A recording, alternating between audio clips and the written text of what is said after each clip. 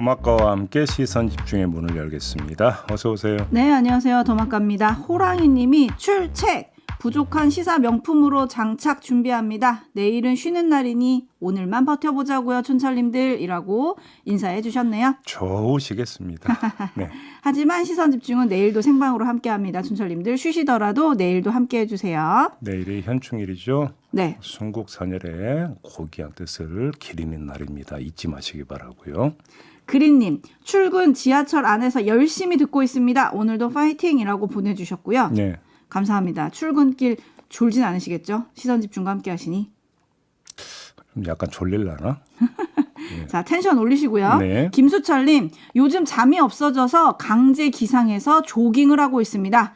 이왕 하는 운동 뱃살이나 빠졌으면 좋겠어요. 그래도 귀는 시선 집중에 집중하고 있습니다. 대충 연배가 나옵니다. 네. 왜요? 네, 잠이 없어졌다면서요. 이러면은 한 어떻게 몇 세로 넘어가면 잠이 없어지나요? 네. 뭐 그건 됐고 건강 잘 챙기세요. 네. 네, 그리고 7745님, 제 네. 입이 맞춤 문자인데요. 내일부터 4일 동안 5살 딸, 9개월 아들과 강화도, 파주로 여행을 갑니다. 제 입이 맛집 추천 가능합니까? 네, 예. 라고 물어주셨네요. 뭐 추천은 할 수 있는데 이 방송 관계로 상호가 노출되면 안 되기 때문에 네. 네, 7745님에게 개인 답장 하시기에 제가 번호 토스해드리겠습니다. 안타깝습니다. 네, 하여튼 네. 맛있는 거 많이 드세요. 네. 임종현님이 저도 내일 출근합니다. 쉬는 분들 푹 쉬세요라고 인사해 주셨고요. 네. 리바님은 네. 학교 가면서 항상 듣고 있습니다. 어느 학교인데? 이게 여러 가지 의미일 수 있잖아요. 선생님일 수도 있고 학생일 수도 있고 대학생일 수도 있고 고등학생일 수도 있고. 초등학생일 수도 있죠. 물론 그렇죠. 네. 시사 꿈나무. 네. 네. 좋은 아무튼 얘기죠. 네. 고등학생이라고 올려주셨네요. 그래요? 그러면 네 수능과 논술에 되게 도움이 된다는 사실을 다시 한번 어필하겠습니다. 네, 여기 합격 맛집인 거 아시죠? 네, 네. 네. 수능 끝나고 우리한테 항의 문자 보내시는 분들 없었으면 좋겠는데. 네. 그때 반면에 또 빠져나갈 구멍이 있죠. 또. 네. 반면에 얄콩이님이 밤새 일하고 저는 지금 퇴근합니다. 하루의 마감을 제이비와 함께해서 고맙습니다라고 인사해 주셨네요. 네, 댁에 돌아가셔서 고난 잠 자시기 바랍니다. 네, 시선 집중 끝나고 딱 주무시면 꿀잠 주무실 수 있을 거예요. 네. 제이비타임즈 이렇게 촌철님들 아침 인사 챙겨드렸고요. 지금부터는 본격적으로 뉴스 챙겨드리겠습니다. 오늘 주목할 첫 번째 뉴스 어떤 건가요? 오늘이 6월 5일입니다. 법에 따르면 국회의장을 선출해야 하는 날입니다. 근데 파행이 될 것 같습니다.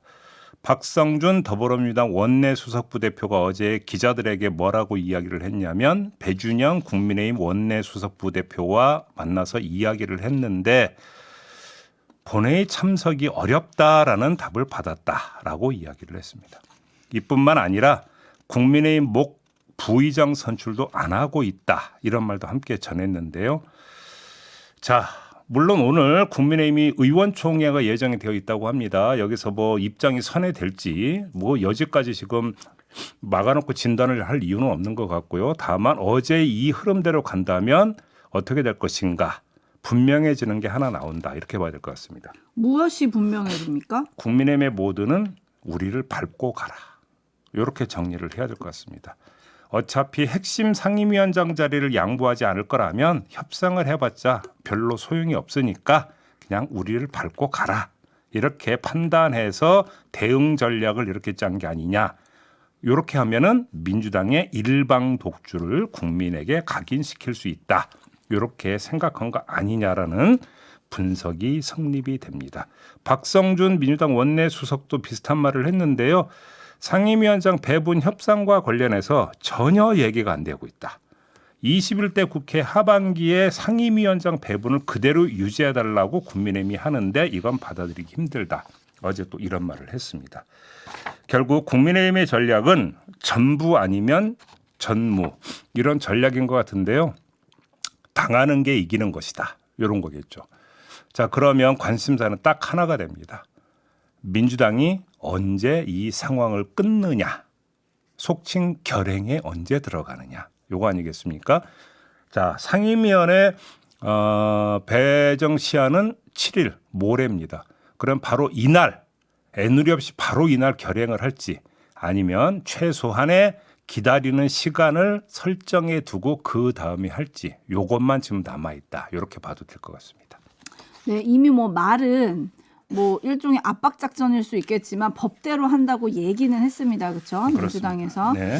그런데 상임위 배분이 그러면 18대 0이 될 수도 있는 거잖아요. 그렇습니다. 21대 국회도 그렇게 시작한 경험이 있고요. 예. 근데 이게 과연 민주당에 좋을까? 이걸 또 민주당은 고민을 할 것 같고 예. 한편 여당의 전략 속에는 뭐 민주당이 밀어붙여서 법안 다 통과시켜도 우리에겐 대통령의 거부권이 있다. 이 거부권을 최종 무기로 생각을 할 수도 있을 것 같거든요. 제가 볼 때는 민주당이 시간을 그렇게 길게 끌 것 같지는 않습니다. 왜 그러냐면 지난 총선 때의 민심을 놓고 본다면 조국혁신당의 약진이 있었습니다. 조국혁신당의 약진 배경에 뭐가 있냐면 민주당이 뭔가 좀 뜨뜻미지근하다라고 하는 지지층의 평가가 있었습니다. 좀 더 선명하게 확실하게 치고 나가지 못한다라고 하는 게 지지층의 상당한 불만이었고 그것이 조국혁신당의 약진으로 나타났다고 한다면 20대 국회 초장에 뭔가 보여줘야 되는 모습을 민주당은 연출해야 되는 그런 압박감에 지금 노출되어 있다고 봐야 되겠죠. 이런 상황에서 국민의힘의 전략에 끌려가는 이런 모습을 보이기는 쉽지 않을 것이다. 아마 끊을 것이다. 이렇게 전망하는 게 맞을 것 같습니다. 네. 그러면 끊고 결국은 또 계속 근데 예를 들어서 거부권과 입법과 이게 또 충돌을 하고 그렇죠. 법안 처리 같은 경우는 거부권이 기다리고 있지만 뭐 국회의장 선출이나 상임위원장 그렇죠. 배분 이런 거는 뭐 거부권하고는 상관없으니까요. 네. 일단 그렇게 세게 나가는 모습을 일단 보일 가능성이 높다고 봐야 되겠죠.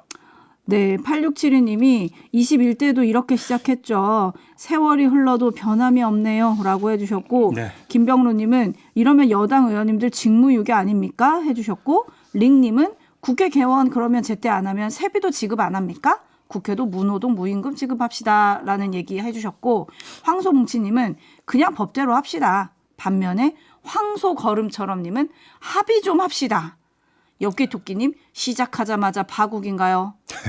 여러 가지 의견들이 나오고 있는데요. 물론 오늘 여야 원내대표랑 원내수석 부대표가 함께 만나는 2+2 회동이 있기는 합니다. 네. 막판 타결이 될지 그럴 가능성이 지금으로서는 그리 높아 보이지는 않지만 예를 들어서 뭐 기브앤테이크 하나 주고 하나 받는 뭐 예를 들어서 법사위 챙기고 운영이 넘겨주고 하는 이런 그림이 되면 협상이 어느 정도가 뭐 숨통이 트일 수 있을까요? 근데 제가 볼 때 양쪽 모두 그럴 여지는 별로 없어 보이는 거 아니겠습니까? 그죠? 그러게요. 네. 하여튼 어떻게 될지 시선 집중하겠습니다. JB타임즈 다음 주목할 뉴스는 어떤 겁니까? 김정숙 여사가 인도 방문 의혹을 제기해온 사람들, 구체적으로 국민의힘 의원들이겠죠. 이들을 대상으로 법적 조치에 나서기로 했다고 합니다. 윤건영 더불어민주당 의원의 발표 잠깐 들어보시죠. 국민의힘의 명확한 근거도 없이 김정숙 여사가 마치 호화로운 식사라도 한 것처럼 냄새를 풍기며 극악스러운 마타도를 하고 있습니다. 이는 아무 근거도 없는 명백한 명예훼손입니다. 대통령 배우자의 정상외교 활동과 관련하여 근거 없는 악의적 공세를 하고 있는 관련자를 정식으로 고소할 예정입니다. 자, 이렇게 고소가 이루어지면 두 가지 문제가 얽혀들게 돼 있습니다. 어떤 문제들이 얽히나요? 첫 번째, 김정숙 특검법과의 연관성인데요. 자, 고소에 따라서 수사에 나서면 다시 특검과의 충돌이 발생을 하는 거 아니겠습니까? 문제는 이 충돌이 여권 안에서 발생한다는 것입니다. 이미 얘기가 나온 것처럼 여당이 수사기관의 수사를 믿지 못하면 도대체 누가 믿느냐라는 얘기가 따라붙고 결국 김정숙 특검법은 힘을 잃게 된다라고 하는 거. 이거는 뭐 많이 나왔으니까 더 부연 설명할 이유도 없을 것 같고요. 두 번째, 김건희 여사와의 연관성도 발생을 합니다. 고소가 되면 쟁점은 6천여만 원의 기내식의 적정성, 이게 이제 그 핵심 쟁점이 되는 거 아니겠습니까? 나아가 기내식 내역에 대한 검증에 들어가게 되겠죠. 이 과정에서 양면의 문제가 함께 발생합니다. 첫째, 세세한 내역이 공개되면 그 공개가 기준이 돼서 김건희 여사의 건도 그럼 거기에 맞춰서 공개하라는 요구가 이미 나오고 있습니다. 예상된 상황이 아니라 이미 나오고 있는 상황이라는 거고, 두 번째, 세세한 내역이 공개되지 않으면 법적 분쟁에서 의혹을 제기한 사람들이 코너에 몰리는 것은 물론이고 비공개의 배경으로 김건희 여사 건이 공개되는 걸 저어해서 결국은 공개 안 하는 거 아니냐라는 또 공세에 야당이 나설 것이라는 겁니다. 공개 주체가 누가 됩니까? 문화체육관광부가 되기 때문에 그렇습니다. 간단히 말하면 김건희 여사가 의문의 일패를 하는 상황이 연출될 수도 있다. 이런 이야기로 연결이 될 수 있는 건데요. 그리고 별도로 하나만 더 짚겠습니다. 또 뭔가요? 김정숙 특검법 내용인데요. 용산과 국민의힘은 최상병 특검법 거부권 행사 이유로 독소 조항을 들었고요. 독소 조항 가운데 하나로 언론 브리핑을 꼽았습니다. 그런데 김정숙 특검법에도 그게 들어가 있다고 합니다. 피의사실 이외의 수사 과정에 관한 언론 브리핑을 실시할 수 있다라는 조항이 담겨 있다라는 겁니다. 자, 결국은 이러면서 이건 자기 보수 아니냐라는 어떤 이런 지적이 나오고 있습니다. 자, 이렇게 되면 김정숙 특검법이 어떻게 되는 것이냐? 대야 공격용이냐, 내부 교란용이냐, 이런 이야기로까지 귀착이 된다라는 겁니다. 여당이 좀 골치가 아플까요? 그렇죠. 마스터 초이님 등 많은 분들이 그러면 그냥 깔끔하게 전 정부, 현 정부 전용기, 기내식 비용 전부 다 공개합시다. 이런 의견이 좀 들어오고 있네요. 8653님, 이러다가 삼김 여사 특검 다 가는 거 아닌가요? 라고 보내주셨고, 0316님, 은 반면에 이런 의견 주셨어요. 기내식이 뭐길래 6천만 원이나 드는지 궁금은 합니다. 뭐 이런 의견도 있기는 있는데요. 예. 앞서 제이비가 얘기했지만 이게 이제 내역을 까야 되는 주체가 문화체육부가 되는 것 같아요. 문화체육부랑 대한항공이 지금 계약을 맺었다는 거였잖아요. 그렇죠. 그래서 어제 윤건영 의원을 비롯해서 뭐 진성준 정책위의장 등 문재인 정부 출신 그 청와대 출신 의원들이 법정 대응 외에 정부는 즉시 2018년 김정숙 여사 인도 방문 기내식비의 산출 내역을 공개하라 이렇게 주문을 하기도 했거든요. 그러니까요. 그러면 만약에 본격 고발 전에 문화체육부가 세부 내역을 공개를 하면 어떻게 되는 겁니까? 세부 내역을 공개를 했는데 누가 봐도 뭐 그럴 수 있겠다라고 대버리면 어떻게 되는 겁니까? 김정숙 여사의 고소는 탄력을 받아가는 것이죠. 그렇지 않습니까? 그러면 근거 없는 의혹 제기였다는 얘기가 오히려 입증이 되는 거 아닙니까? 그렇지 않습니까? 그다음에 공개 내역을 했더니 이거 좀 과도하다. 그러면 야당이 네 알겠습니다 하고 그냥 상황 종료 이렇게 가겠습니까? 그럼 현 정부는 이렇게 나올 거 아닙니까? 그럼 또 어떻게 됩니까? 확전으로 가는 것이죠. 그러니까 야당 입장에서는 믿을 거 없다. 이런 판단을 하는 거 아니겠습니까? 그러면은 일단은 관전 포인트는 문화체육부가 과연 세부 내역을 공개할 거냐? 요거를 좀 보면 될까요? 문제는 현 정부의 문화체육부라고 하는 게 문제가 된다라는 겁니다. 그러네요. 네. 어떻게 진행될지 시선 집중하겠고요. JB타임즈 다음 주목할 뉴스는 어떤 건가요? 숙대 민주동문회가 김건희 여사 석사 논문 표절 의혹을 제기한 거 기억들 하시죠? 좀 된 이야기이긴 합니다만. 네, 아직도 결론이 안 났죠? 네, 1999년 숙대 교육대학원에 낸 석사 논문 파울 클레의 회화의 특성에 관한 연구라는 제목의 석사 논문이 최소 48% 표절이라는 의혹이었습니다. 이에 학교 측이 2022년 12월 본조사에 착수한 이후 지난해 3월 조사 기간을 연장한다는 공문을 동문회에 보냈고 그 뒤로는 감감무소식이었습니다. 이러던 차에 장영급 총장이 연임에 도전한다는 소식이 전해지니까 민주동문회가 문제 제기를 하고 나섰습니다. 어떻게 문제 제기를 한 건가요? 이 대학 홈페이지 숙명인 게시판에 21대 총장 후보 장윤근 총장님께 묻습니다라는 제목의 글을 올렸는데요. 논문 표절 심사를 원칙에 따라 제대로 하지 못한다면 누가 숙명학위의 권위를 인정하겠냐. 장 총장님의 회피로 많은 구성원들이 상처를 받았다고 비판을 했고요. 이어서 지난 28개월간 일어난 일에 대한 책임은 어떻게 지실 거냐. 과연 이번 총장 후보로 나설 자격이 있느냐라고 물어봤습니다. 자, 석사 논문이 60쪽짜리라고 하더라고요. 자, 이걸 살피는데 28개월이 걸리고 있는데 아직도 결론을 못 냈다. 그러면 한 달에 겨우 2쪽 정도 살피고 있다는 이야기가 되는 거 아니겠습니까? 예? 이건 기어가는 수준보다 더 느린 거 아니겠습니까? 그냥 안 하고 있는 것. 이렇게 봐도 될 것 같은데 하지만 거꾸로 볼 수도 라는 말씀을 드리고 어떡해요? 싶은데 28개월이 지나도록 결론을 못 내고 공개를 안 하고 있다라는 건 차마 표절이 아니다라는 결론을 내리기가 뭐해서 그냥 뭉개고 있는 것이다라는 해석도 가능해지는 거 아니겠습니까? 표절이 아니다라는 결론을 내리는데 굳이 이렇게 시간을 오래 끌 이유가 뭐가 있느냐라는 겁니다. 상식 수준에서 해석도 가능하다 이런 말씀을 드리겠습니다. 그래서 제일 궁금한 거 결론은 언제쯤 나올까요? 저도 모릅니다. 네. 네, 홍성익 님이 대학교가 이래도 되는 겁니까? 라고 말씀해 주셨고 데이지 님은 혹시 잊혀지길 바라는 건가요? 라고 물음표 보내주셨고요. 버터플라이 님은 숙대 논문 검증이 조선 왕조 실록보다 늦네요. 라고 꼬집어 주셨습니다. 네. 2022년 8월이었죠. 숙대 교수들이 자체 검증을 해서 최소 표절률이 48.1%가 된다라고 얘기를 했었어요. 그렇죠? 네. 그게 2022년 8월이었습니다. 어떻게 되는 걸까요? 예. JB타임즈 다음 주목할 뉴스는 어떤 겁니까? 사단법인 일제강제동원 시민 모임이 모레 광주시 의회 1층 브리핑룸에서 일제강제동원 연구자 다케우치 야스토 씨와 함께 기자회견을 연다고 밝혔습니다. 이른바 밀리환초 조선인 학살 사건 관련 기자회견이라고 하는데요. 좀 생소하죠? 네.